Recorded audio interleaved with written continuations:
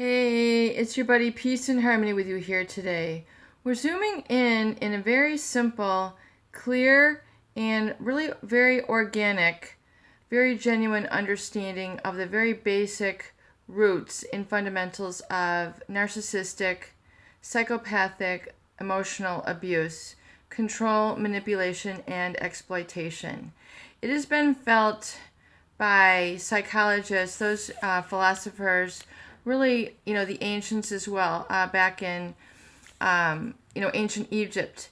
They really understand that there's two origins to really the fundamental basics of human emotion, and those are either based in fear or those are based in love. And so it sounds kind of cheesy, I know, I'm not trying to get mushy here, but I'm trying to help you understand the origin of the narcissistic and psychopathic control grid and how it tends to throw you out of balance, tends to distort your experience of reality, and disturb your sense of yourself in the process. And that is through the manipulation tactic of fear. So fear is, of course, elicited in the fight or flight response, the adrenal response within your endocrine system, within your adrenals, your energy, which in turn affects the hormones, the stress hormones of cortisol, and creates a disruption of imbalance in the body, specifically related to the stress-related hormones of cortisol, the adrenals, and how they metastasize in the body, affect the emotions, because there's a circuit of a reinforcement from how you feel in your body to how you interpret that in your mind, and so it tends to perpetuate a chronic stress response when we are consistently and chronically faced with the negative emotions of fear. And when we talk about the fight or flight response, this is the experience, which is basically it's when the body goes into overdrive, it releases an excess of the adrenal and the stress hormones, particularly cortisol, to react to the situation. So a fearful situation might be getting hit by a car. It might be having, falling, down a flight of stairs. I mean, your fight or flight response, you're sent into overdrive when you're faced with an accident or impending doom, or, when you feel your life is at threat. And this also response is created when you are faced with emotional abuse, narcissistic and psychopathic abuse, where the abuser, the narcissist or psychopath in this case, is utilizing manipulation and control tactics of fear, obligation, and guilt. So as you remember, we're talking about how the emotional experience is, on the side of fear. Either we're letting fear guide us, or we're letting love guide us. And as you can imagine, fear perpetuates many of the negative emotions. So when we're controlled through guilt, unrealistic standards, you're not good enough, we're made to feel less than, through the various and sundry tactics we describe here. You feel shamed. Shame is one of the most caustic and toxic emotions that can occur, which then bind all the other experiences in your emotional body. And shame is the feeling that one is inherently flawed, not good enough. It causes social anxiety. It causes one to be embarrassed. It causes one to be inhibited, humiliated, not want to face reality, not want to face people. It keeps people stuck in their house, through the PSD, the complex PTSD symptoms, where one feels very afraid and really is triggered by talking to others. They tend to replay this abuse scene in their mind. So they're afraid they're going to be yelled at. They're afraid they're going to be criticized. They're afraid they're going to be slapped in the face. They're afraid they're going to be shoved in the shoulder. They're afraid they're going to be held to these unrealistic standards that the narcissist had set forth for them to constantly please them. This continues on. The hypersexualization with the psychopathic control. All of these create a very sort of strong stress response in the body, elevates the cortisol, and then it tends to turn the body into a highly alkaline environment. And when we are in a highly alkaline environment, that means there's an imbalance of the pH in the body. And this creates a sense of toxicity. And toxic is when we have, an imbalance, an excess. So, when we talk about, toxic rage, it becomes overpowering to the body. When we talk about toxic shame, it's the fact that it becomes poison. It becomes toxic. The body becomes acidic. And this sets up a very alkaline environment, which is more degenerative in nature versus regenerative in nature. So the cortisol response also helps, it triggers that environment within the body, which is fight or flight. The body is constantly agitated. The mind is then responding. So it's, setting forth that cycle. I feel so nervous. I feel so nervous. I feel so angry. I feel so guilty. I feel so ashamed. And so you're constantly being mirrored this at the communication, both verbal and nonverbal, of a narcissistic and psychopathic abuser. You're forced to live in sort of this hyper vigilance, this suspiciousness, this paranoia, feeling like you never quite understand what's going on. You're kind of, feeling like you're missing something. The narcissist and psychopath are very adept at manipulating you to making you feel shut out, to feeling splitted, to feeling depersonalized, by talking behind your back or making various comments that you don't really understand, that cause your mind to try to fill in the blanks or to try to figure out if they're being true to you and whether you're actually living a lie, and how is this going to impact your relationship, your life, your emotional connection, where you're headed in your life. So realize that if this is being controlled by fear and your body is experiencing this highly acidic state, and you're experiencing a breakdown of energy, a breakdown of the body tissues, you're experiencing pain. These are things that need to be addressed, and realize very, very much how important it is to really distance yourself and stop the negative impact of this narcissistic abuser. Look at, why are you feeling so negatively about yourself? What is the origin? Was it things that were said, things that were done, things that were assumed by the way that you were treated?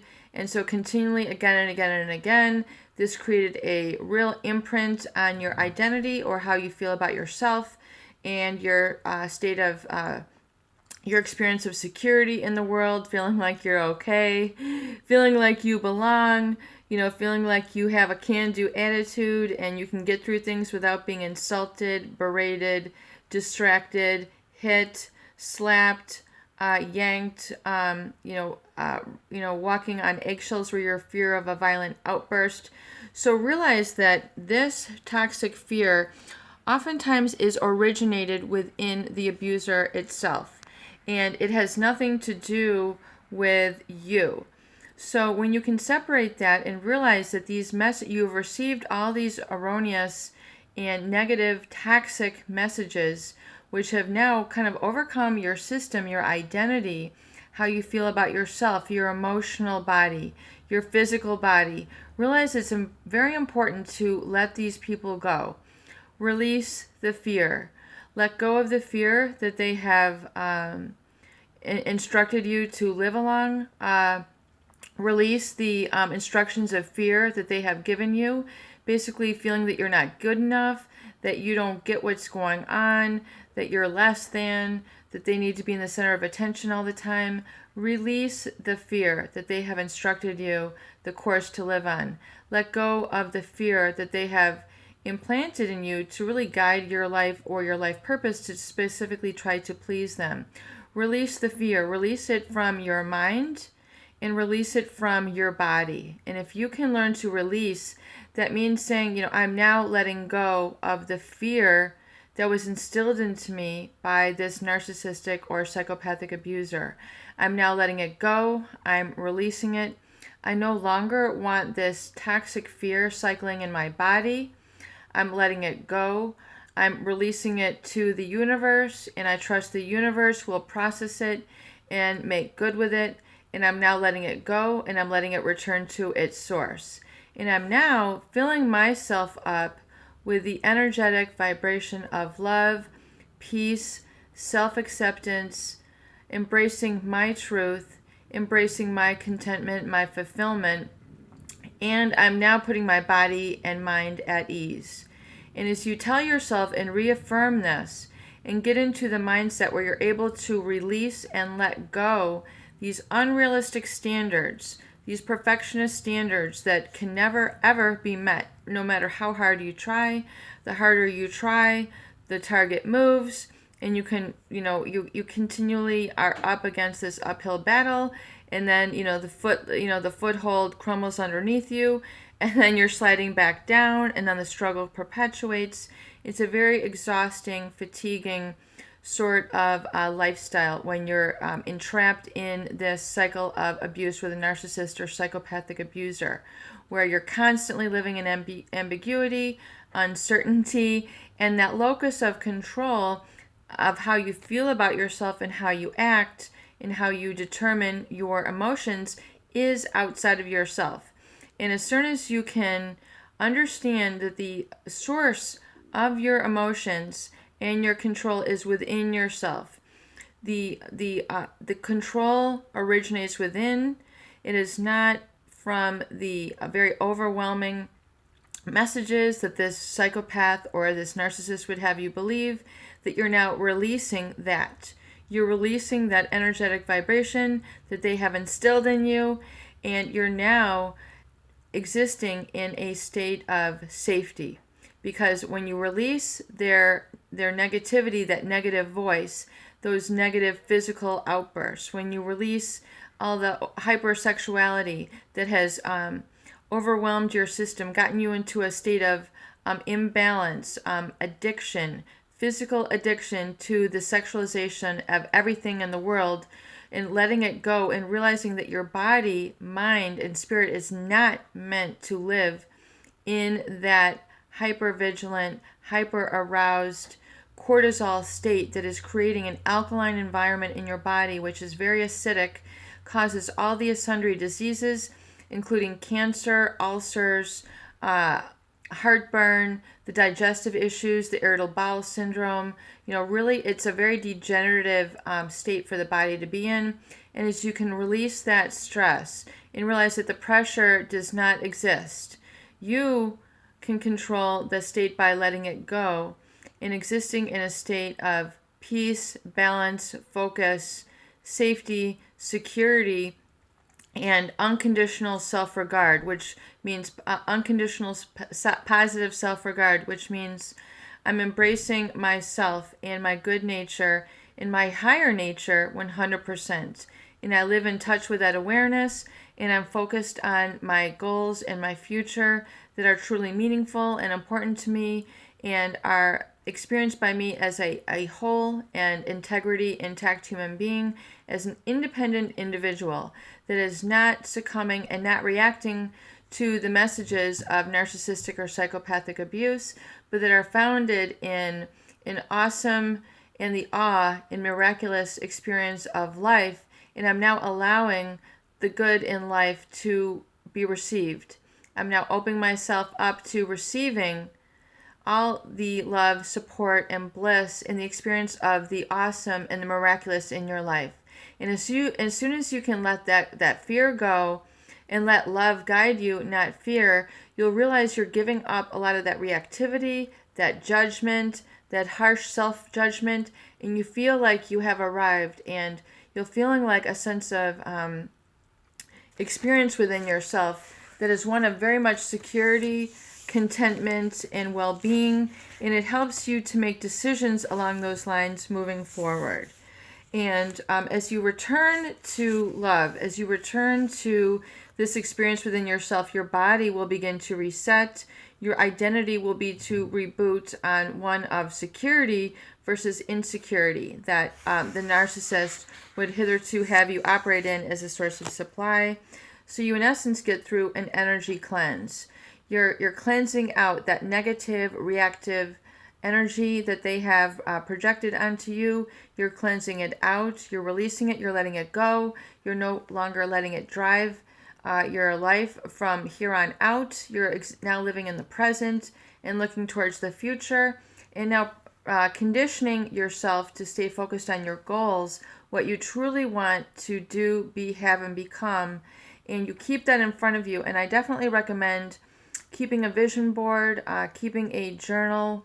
As I discussed here, the recovery journal that states all the things that you want to do, be, have, and become, and you keep an ongoing list of this, and you attend to that on a daily basis, and making sure you're staying focused on these healing recovery goals and not the reactivity, toxicity of the narcissistic goals that they have for your life, and instead you're directed by the healing goals that you possess for your life. And you can look to always, check yourself first. Make sure that you're living in accordance with this and not the narcissistic guidelines that the narcissist has set up for you, but that you're living by your own guidelines, and that you're now allowing yourself to release that blocked energy, the energy that was serving as a wall of struggle that was created by this person within you. And you're now able to feel lighter as you release these very toxic, depressive, heavy emotions of anxiety, fear, guilt, shame, and that realize that these really no longer control your life. It was at the hands of a narcissistic abuser, a psychopathic abuser, or an alcoholic abuser, somebody who instilled this, ineffective a mirroring of you, and realize that now you want to take your authentic self out and live in accordance with what's real and what is fulfilling, and what actually brings you a state of awe and a state of wonderful experience of life, and really seeing all the miraculous that is in life versus the toxic negativity that is based in fear and not in love. Peace and harmony with you here today. I hope these videos do help. Please share and please subscribe for more great tools, videos, discussion, and support.